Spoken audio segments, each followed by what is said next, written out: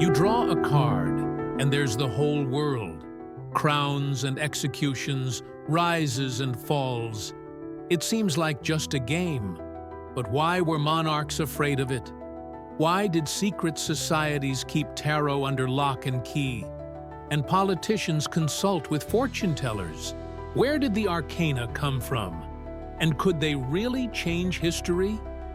Today, we're going on a journey through the centuries to find out how the fateful tarot card left its mark on the fate of empires, and maybe even on yours. Tarot is not just a deck of cards. It is a mirror of the ages, an imprint of beliefs, signs, and fears, encrypted in paintings, symbols, and archetypes. But where did they come from? Who invented the mysterious arcana, on which we now base our destinies? The answers lie in the distant past, where myths and facts are intertwined like patterns on ancient maps. The earliest prototypes of tarot can be found in the Arab world. Scholars point to the so-called Mamluk cards, created in Egypt around the 14th century. These were exquisite playing cards decorated with ornaments, with suits resembling cups, swords, coins, and wands, symbols that would later migrate to the tarot. It is possible that these cards were brought to Europe by merchants and travelers. Their journey took them through Muslim Spain, the Venetian trading republic, and finally reached northern Italy. But the real history of the tarot begins in the 15th century, in the heart of the Italian Renaissance. Here, at the court of the Dukes of Visconti and Sforza, the first known deck appeared, which we now call the Visconti Sforza Tarot. It was not intended for divination. It was an exquisite work of art, probably created by hand for celebrations or as a gift. The artists imbued it with symbolism inspired by Christianity, astrology, and Platonic philosophy. The cards were painted with gold, and the figures on them looked as if they had come down from the frescoes.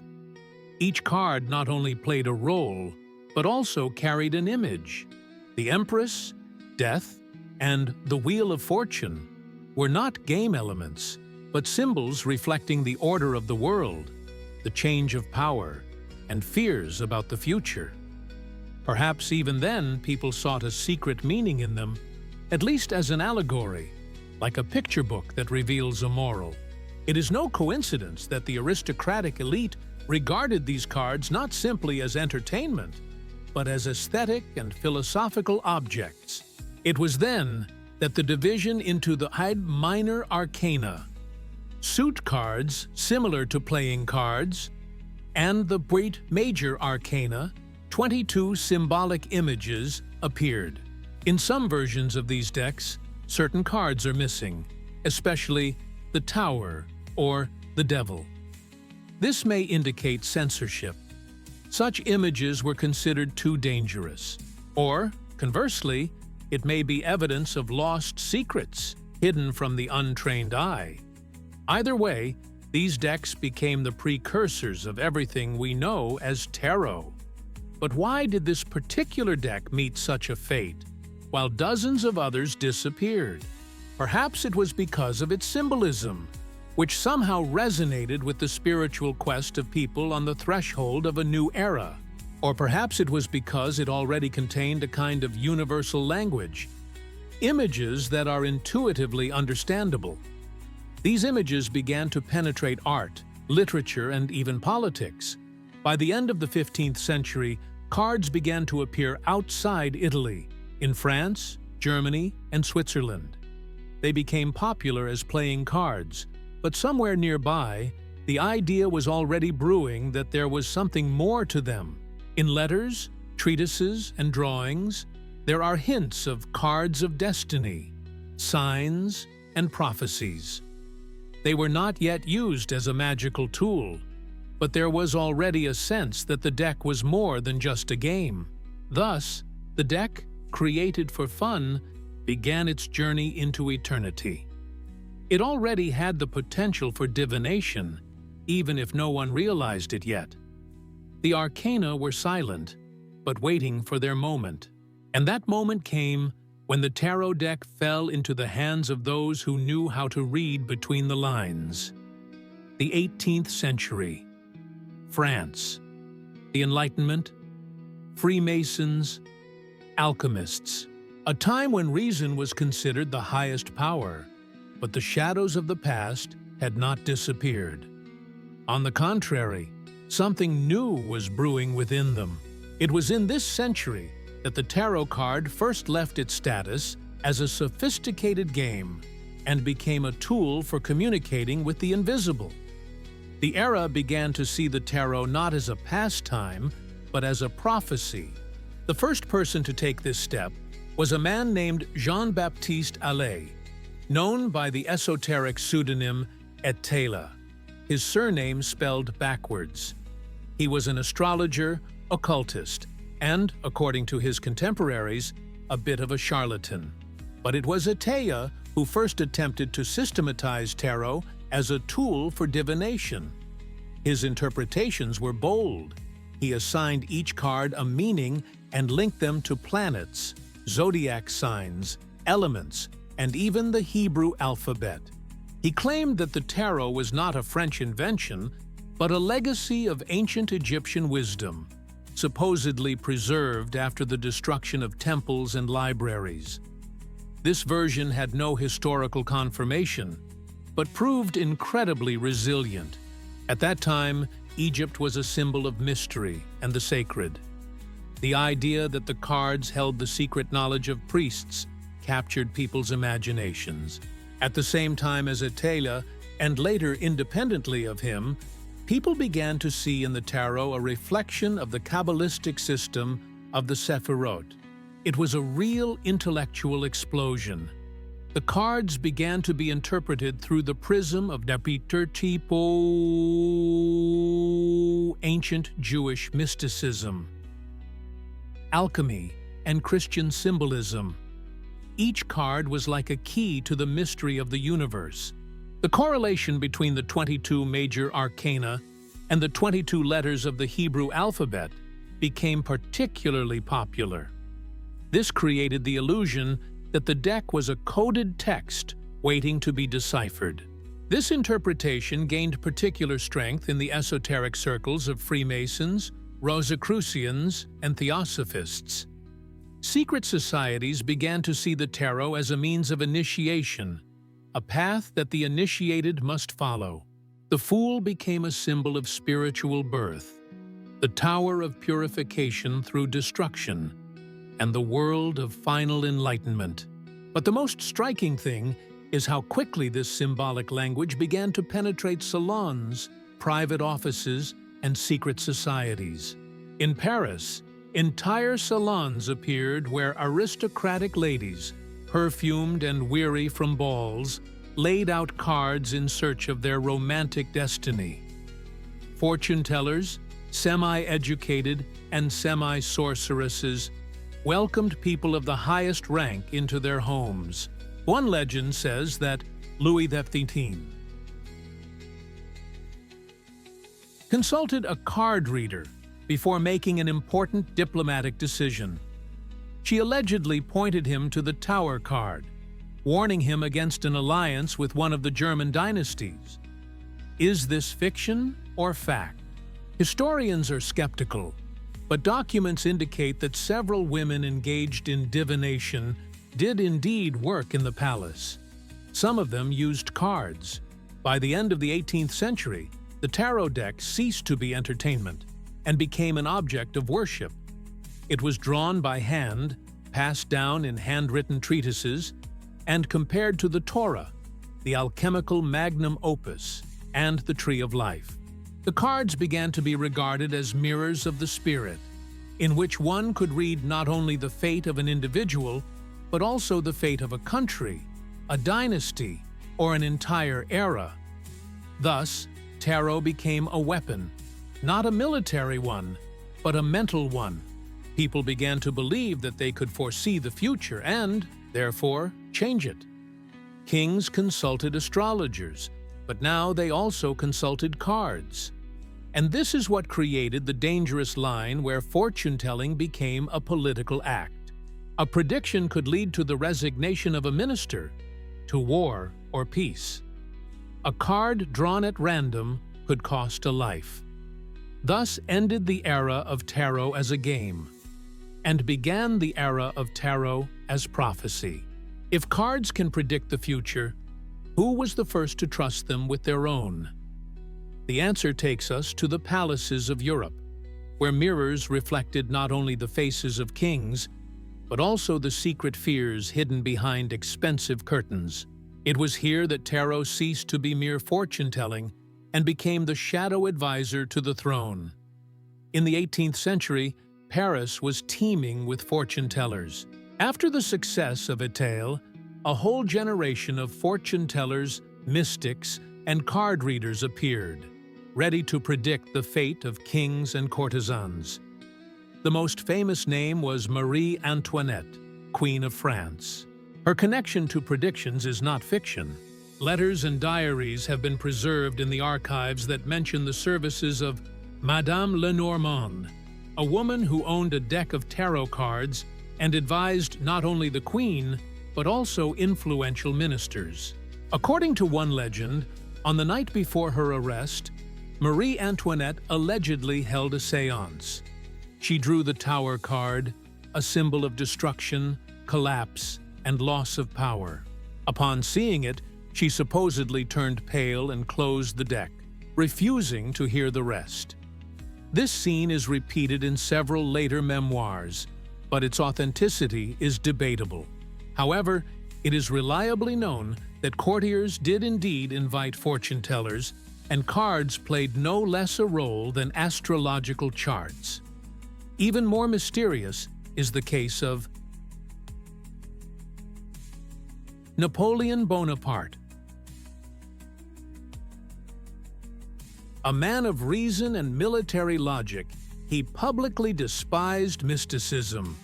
However, behind the scenes, according to his biographers, he repeatedly resorted to the services of seers. In some letters and memoirs of his associates, there is mention of a certain woman with black eyes, who laid out cards and predicted both his rise and fall. Who she was is unknown. Some historians suggest that she was a fortune-teller who used playing cards rather than tarot cards.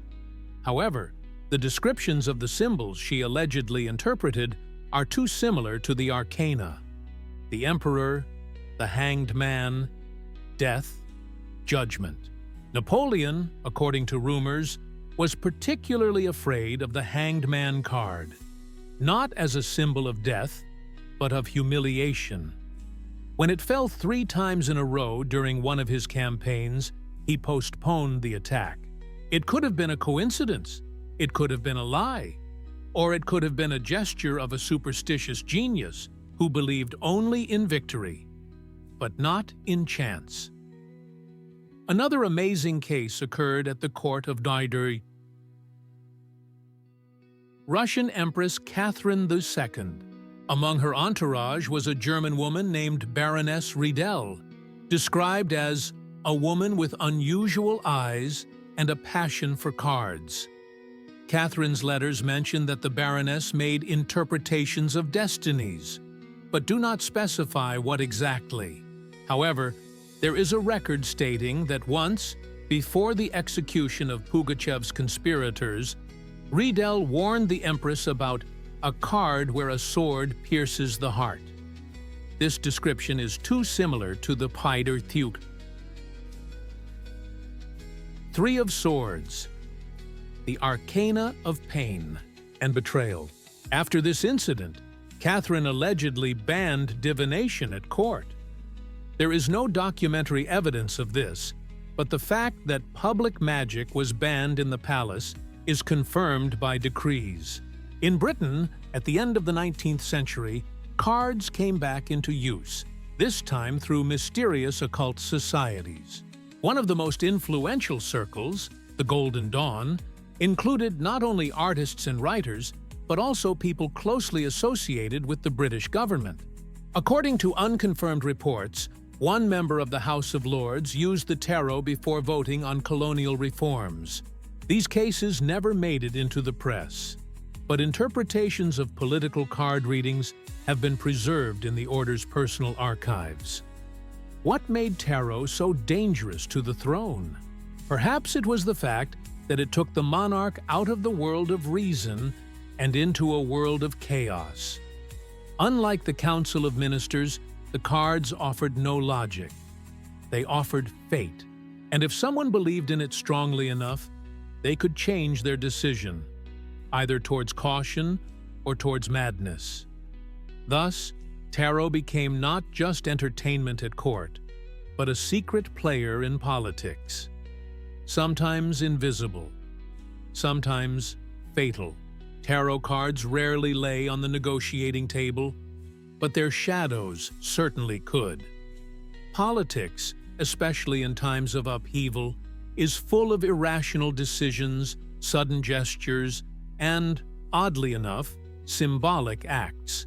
At such moments, especially in times of crisis and revolution, it was not only armies and diplomats who entered the game, but also those who knew how to read the signs.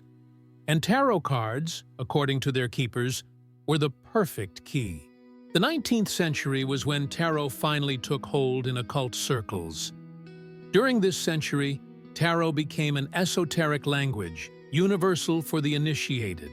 Leaders of secret societies such as the Golden Dawn in Britain, the Martinists in France, and the Theosophists in Germany began to use tarot not only as a tool for self-knowledge, but also for analyzing historical processes.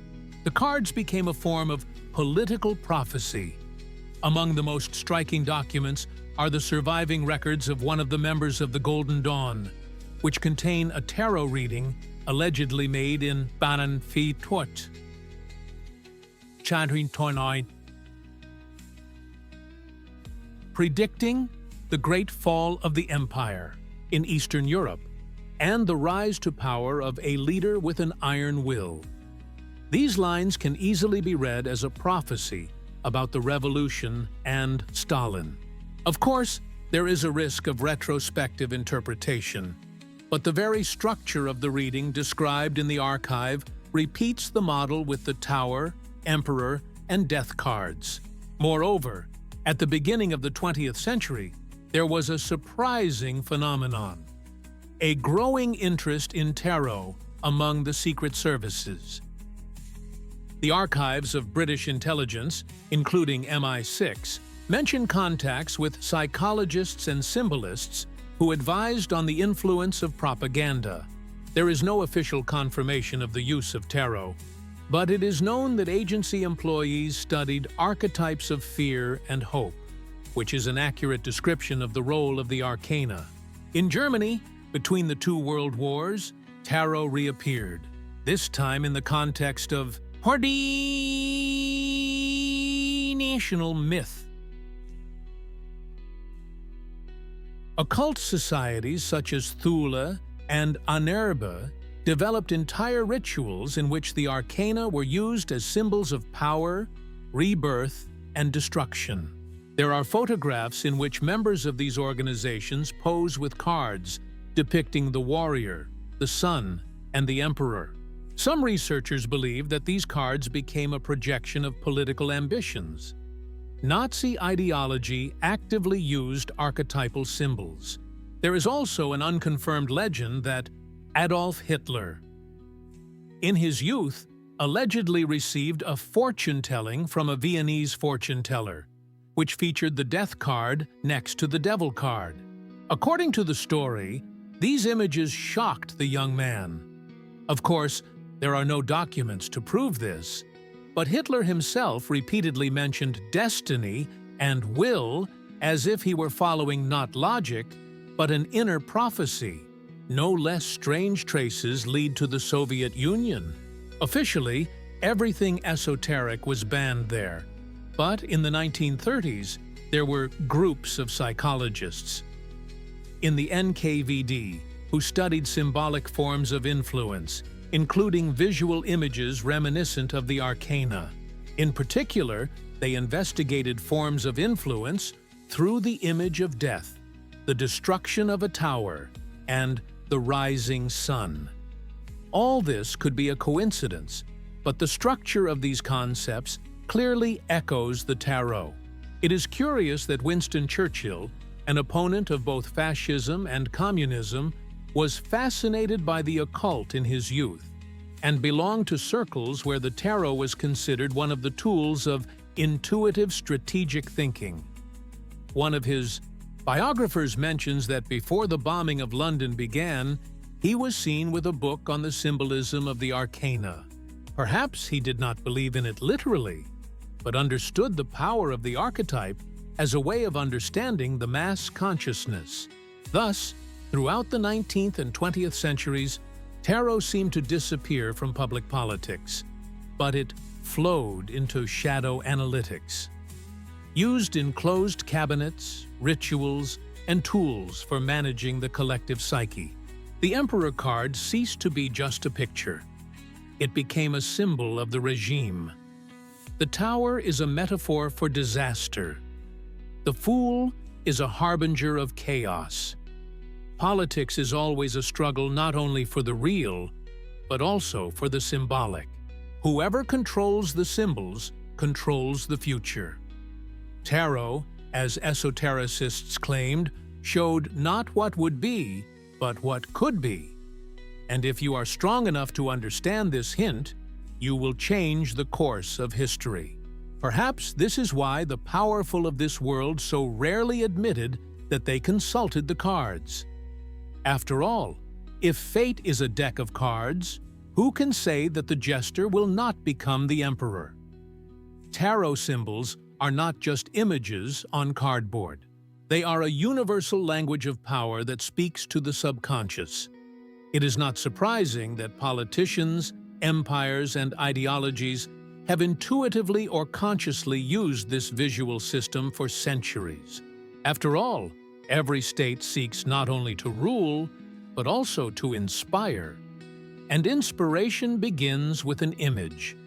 The Empress card represents feminine power, fertility, and grandeur. It can be seen not only in the deck, but also in Baroque paintings, where queens were depicted with laurel wreaths against a backdrop of golden fields and abundance. Such motifs were especially common in portraits of Maria Theresa and Catherine II, and later in Soviet and Nazi propaganda, where the female image was associated with Mother Russia. The symbolism of the Arcana came to life in statues, posters, and films. The Emperor is another archetype embodying control, power, and authority. His robe, scepter, and throne are recognizable even outside the context of the tarot. Many rulers, from Napoleon to Stalin, consciously or subconsciously recreated this image. Thrones in interiors, hand gestures, the gaze in portraits, everything resembled the structure of this card. Even in Soviet aesthetics, which officially rejected mysticism, symbols of power copied classical archetypes. The leader as a rock, unshakable and all-seeing. The Pritutihir Tower Fee card is one of the most sinister, a symbol of destruction, catastrophe, crisis. Its motifs can be found in wartime propaganda posters, falling buildings, explosions, lightning, a direct reference to the Arcana. In the Third Reich, artists used the motif of a collapsing tower in images of the old world to show the need for revolution and a new order. In the USSR, a similar symbol served as a counterpoint to the bourgeois past, especially in early revolutionary graphics. The Arcana. Sun, triumph, victory, life energy. It became a favorite image of propaganda in the post-war decades. Posters with children under a bright sun, slogans about a bright future, images of rays as a symbol of ideology. All these are visual paraphrases of the tarot. In fascist Italy, in Meiji Japan, and even in Maoist China, symbols surprisingly similar to this arcana can be found. The Fool is a character of chaos, freedom, and risk. In propaganda, he is often depicted as an enemy of order, a clown, a fool, a traitor. However, in a more subtle political culture, the Fool becomes an image of a reformer, a troublemaker, a trickster, without whom change is impossible. Examples of this interpretation can be found in the images of Lenin, Fidel Castro, and later in cartoons where enemies of the regime were depicted in the pose of the Fool, unaware that he is walking into the abyss. The card of 20 Pui. Death Charan is one of the most controversial. It is feared, but it signifies not only the end, but also rebirth. In political visual systems, this symbol is often hidden behind allegories, skeletons with scythes, shadows, black flags. During epidemics, wars, and revolutions, death became a central figure. Its power was understood even in advertising and propaganda. World War I posters depicted the figure of death facing soldiers, as if it were the arcane stretched out for the nation. Finally, the Pranard Point. World Sidri card represents completion, wholeness, and unity. Its illusions appear in projects for new orders, from the League of Nations to the UN, from the Yalta Conference to the image of a new world in the Cold War. Motifs of the circle, the four elements, and harmony are present in coats of arms, emblems, and architecture. Even the layout of St. Peter's Square in the Vatican, according to some researchers, refers to the symbolism of the world card.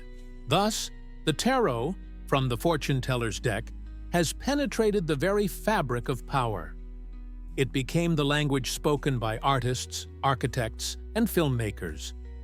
Power always needs icons, and the tarot provided a ready-made pantheon, 22 faces with which to explain any political action, any historical event, any destiny. This does not mean that ministers laid out cards in their offices, but it does mean that they were, perhaps without knowing it, reproducing a myth.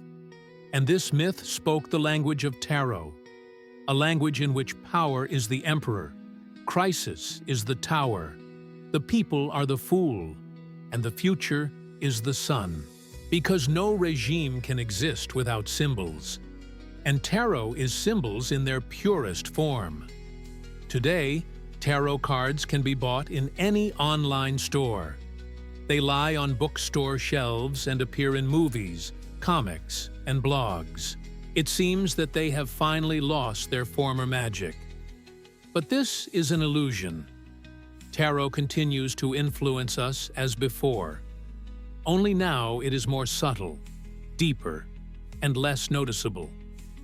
Modern psychologists use the arcana as Jungian archetypes. Coaches lay them out for self-analysis. Fortune tellers have moved from salons to TikTok and YouTube. But the essence remains. People want to know what will happen. And tarot still provides a picture of the future, even if it is unpredictable. Military analysts, neuropsychologists, propaganda specialists, they all study symbols. And the symbols of the arcana are among the most enduring. The images of the tower, the fool, death, and the sun are visual structures that are deeply rooted in the mass imagination. And it is through them that their influence continues. But there is something even stranger. Sometimes episodes occur that bring back a sense of mysticism. One such episode is a mysterious case in Rome in 2008. At a meeting of a closed Catholic synod, to which outside consultants had been invited, a woman who introduced herself as a researcher of cultural archetypes left behind a strange deck of cards. On the back of each card was not a picture, but a phrase in Latin. No one knew how she had gotten past security. The deck was studied, then the records disappeared.